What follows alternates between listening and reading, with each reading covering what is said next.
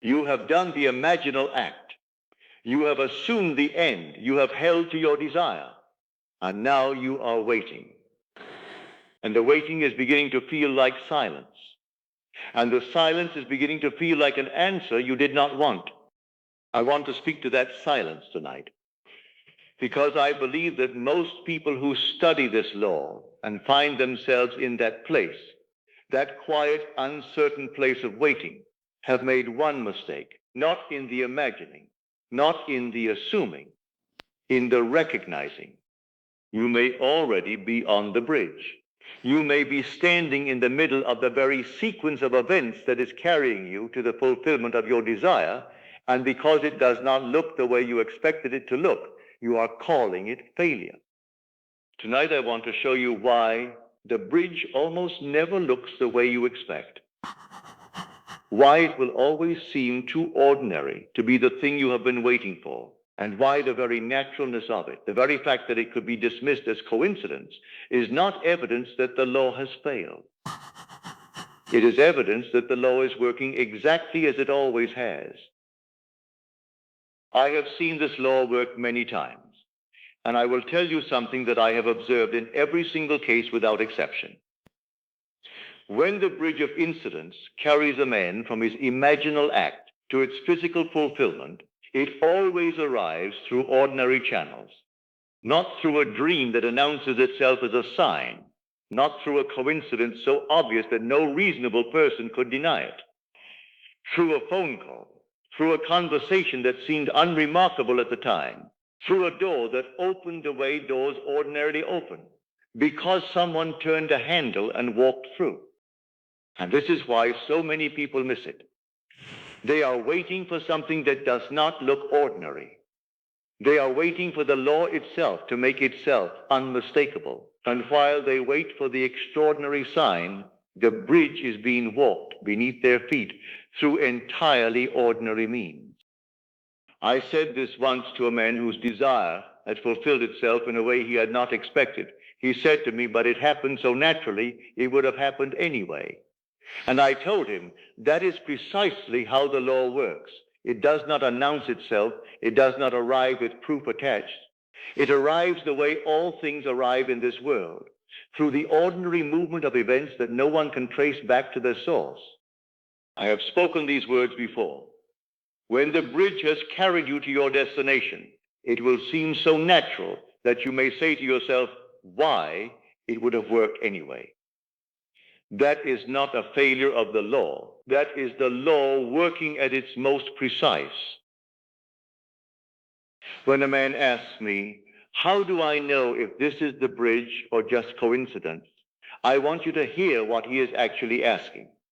He is asking, how do I know if the law is working for me? And underneath that question is something more uncomfortable still. He is asking because he has not yet settled into the assumption. He is still watching, still monitoring, still standing slightly outside the state of the wish fulfilled and checking whether the outer world has begun to confirm it. I do not say this to condemn him. I say it because it is the most honest diagnosis I can offer. A man who has truly occupied the end, who has genuinely assumed the feeling of the wish fulfilled and allowed it to become his natural dwelling place, does not ask whether the bridge is working.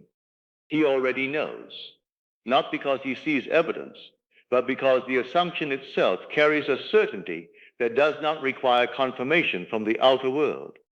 The question itself is the signal. When you find yourself asking whether the law is working, you are not asking about the law. You are revealing something about the state you are currently inhabiting. This is not failure.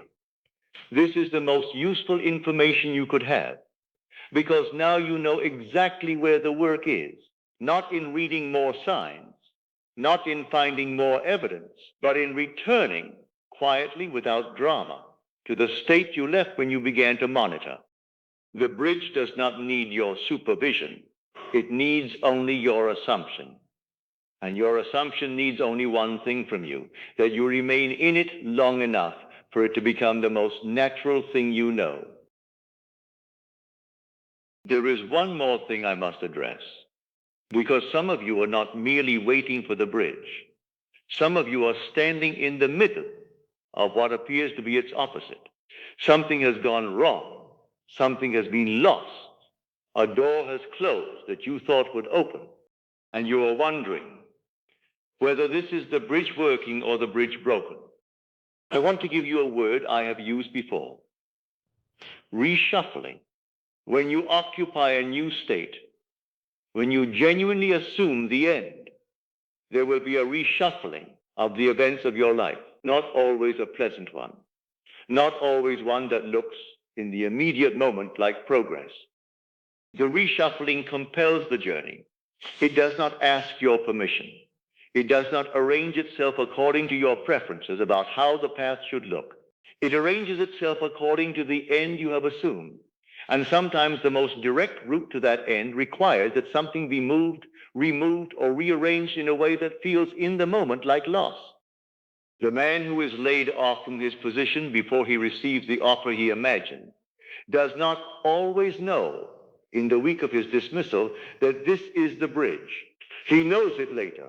He knows it when he looks back and sees that the path could not have led where it led without that particular step. I am not asking you to be glad for what is difficult. I am asking you to resist the conclusion that difficulty means the law has failed. It has not failed, it is working. And the reshuffling is part of the work. Now I bring this to the place where it becomes practical, because I have no interest in teaching you something you cannot use.